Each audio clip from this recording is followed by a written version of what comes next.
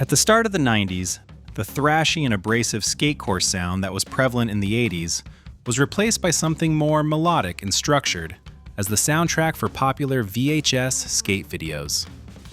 This sound retained the lightning-fast drums and rapid-fire tempos of its predecessors, but reinforced them with vocal harmonies and more technical guitar work. That's the style we came to know as skate punk, and it became a massive part of 90s youth culture, thanks in large part to Green Day and The Offspring's mainstream breakthroughs, which brought back punk rock to a wider audience. That success directed plenty of attention to the skate punk scene, shining a spotlight on bands like Lagwagon, Pennywise, and NoFX. It continued thriving through the rest of the decade, and the next one too, buoyed by the emergence of Warped Tour in the second half of the 90s, and the successful launch of Tony Hawk Pro Skater at the end of the millennium. Like every music scene, not every good skate punk band got their due back in those days. These are some of our picks for the most underrated skate punk bands in the 90s. Tilt.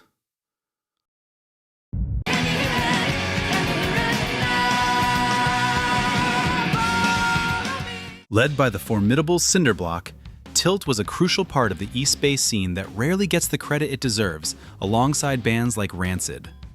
Cinder's raspy, powerful vocals stood out in a sea of male-dominated skate punk bands, giving the group an urgent and necessary perspective. They had a sound that felt distinct in the 90s skate punk scene, even incorporating metal-influenced riffs and guitar harmonies to accompany Cinder's strident vocals.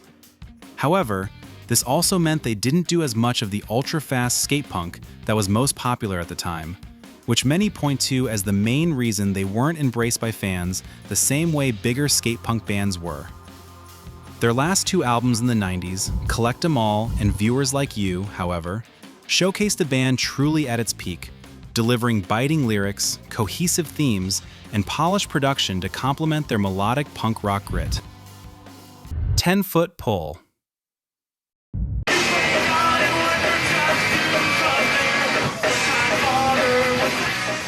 Many consider 10-Foot Pole's 1994 album Rev as the blueprint for the entire mid-90s skate punk explosion. Yes, it's that good. It featured arguably the perfect mix of high-speed energy, clean production, and hooks that were catchy but never felt like they were begging for mainstream attention.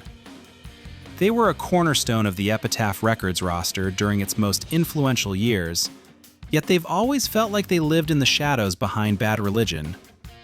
Their ability to write songs about personal failure and societal frustration resonated deeply with every alienated kid who felt like a misfit. While singer Scott Radinsky left in '95, the band continued on, releasing multiple albums with guitarist Dennis Jagard taking over vocal duties. Pulley.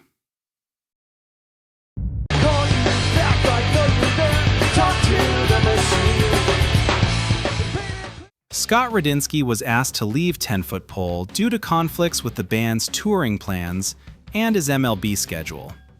That's right, the dude was a relief pitcher in pro baseball. However, his break from the skate punk scene didn't last long, as he formed Pulley not long after. The group's 1996 debut, A Steam-Driven Engine, is a quintessential 90s punk record that is somehow still widely underrated by the general public. They never chased trends or tried to soften their sound for the radio, staying true to the fast, melodic roots of the genre.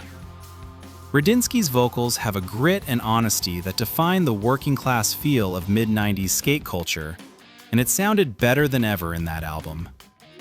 The band went on to release numerous albums through the 2000s, even putting out an LP back in 2022.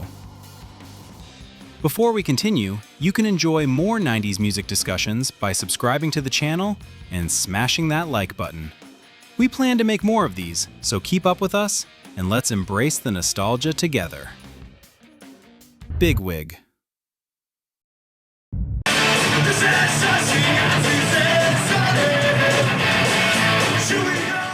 New Jersey's Bigwig was easily one of the fastest and most technically skilled bands to ever come out of the 90s skate punk scene. Their 1997 debut, Unmerry Melodies, is 13 tracks of pure adrenaline that makes the next decade's pop-punk standards sound like a slow jam. They had a way of weaving complex guitar solos into 2-minute thrashers that felt completely natural and never self-indulgent. They were a highlight of every compilation they appeared on, usually providing the fastest track on the disc. They did have numerous lineup changes through the years, with vocalist and guitarist Tom Petty being the only constant, which probably contributed to their continuously evolving sound. But the breakneck skate punk shines through in every iteration. 88 Fingers Louie.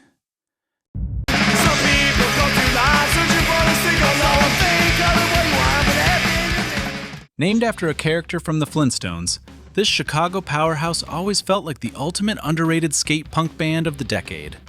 They combined a heavy, aggressive hardcore edge with some of the most soaring melodies and technical bass lines you've ever heard. The band notoriously broke up twice in the 90s within the span of 3 years, which probably played a big part in why they're not as well known as other acts. Their 1995 album, Behind Bars, is a flawless execution of the style, featuring everything from social commentary to personal heartbreak. They broke up a year later, then reformed in 1998 to record and release Back on the Streets, only to break up again in late 1999.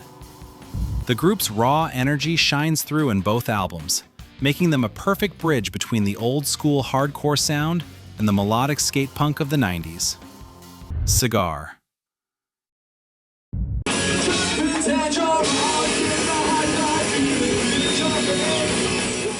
Hailing from Eugene, Oregon, these guys were the absolute masters of the technical, high-speed assault that defined late-decade skate punk.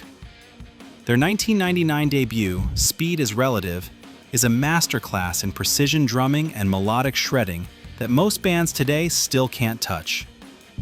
During their brief run in the 90s, they were regarded as a band's band that's respected by every musician in the scene. They brought a certain level of sophistication to a genre often dismissed as juvenile and simplistic.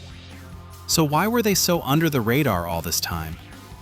Mostly, it's because they never released a follow-up to that 1999 album until they eventually broke up in 2004. They did get back together in the 2010s and even released an album with Fat Records back in 2022. And yes, they still sound as good as they did back then. Consumed. I will wake up with a smile just for you. This UK export proved that the Brits could do the California sound just as capably as the kids from SoCal. They gained massive exposure thanks to Heavy Metal Winter appearing on the Tony Hawk's Pro Skater soundtrack. Yet they never quite transitioned into a mainstream powerhouse even in the 2000s. Their 1999 album, Hit for Six, is a relentlessly catchy collection of fast-paced gems that perfectly captured the energy of the late 90s boom. They had a grit and a sense of humor that felt uniquely European, but fit perfectly on the Warped Tour stage. Why didn't they break out to a mainstream audience? Many critics think it's the timing. Their full-length debut came out in '99, which was a bit late to the party, with the US market already saturated with plenty of bands that mimic the Fat Records sound and aesthetic. It doesn't take away from the fact that they made some incredible songs, with crunchy guitars, breakneck tempos, and sing-along choruses that really stood out, especially with their distinctly British feel. Frenzal Rhomb.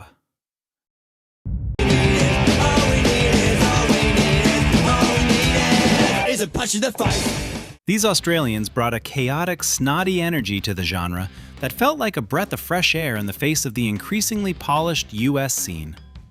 Known for their irreverent lyrics and blistering pace like an Australian NoFX, they were, pretty much, the kings of the underground scene down under before making waves globally.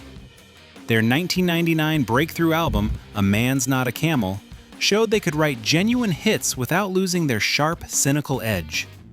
They were never afraid to offend everyone in the room, which is exactly what punk rock is supposed to do. Despite their massive success in Australia, they remain a hidden gem for many American listeners since they never really did regular tours stateside while also getting minimal radio airplay. Slick Shoes.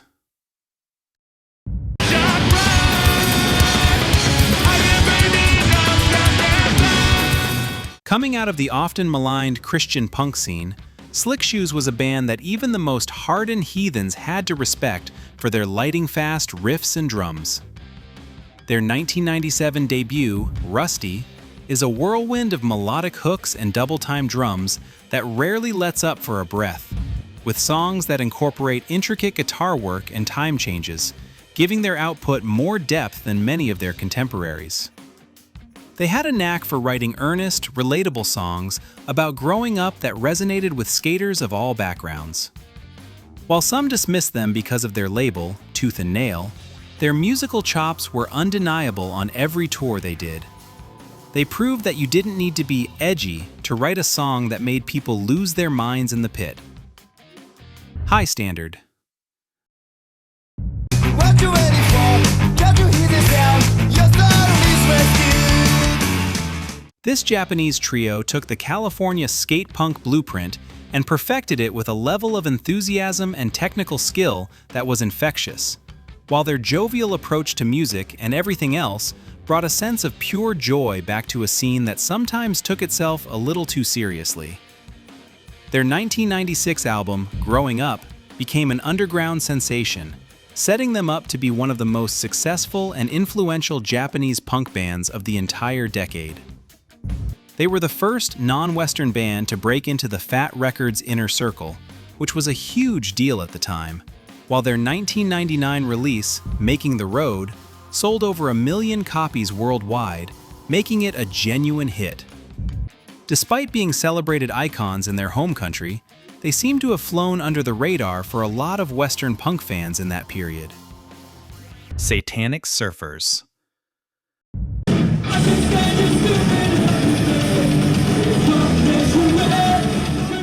Sweden also had a mid-90s punk rock explosion, and the Satanic Surfers were one of the groups spearheading the scene.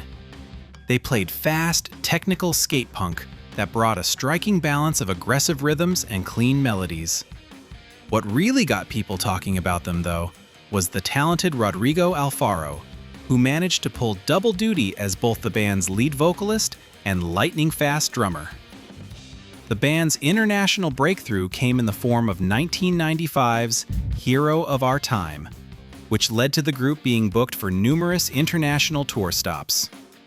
Despite massive underground success and cult favorite status, they never achieved mainstream popularity in the US, in large part because they primarily established themselves in Europe throughout the 90s, only signing to Epitaph Records for stateside distribution after the peak wave of US skate punk subsided in the 2000s. Bracket.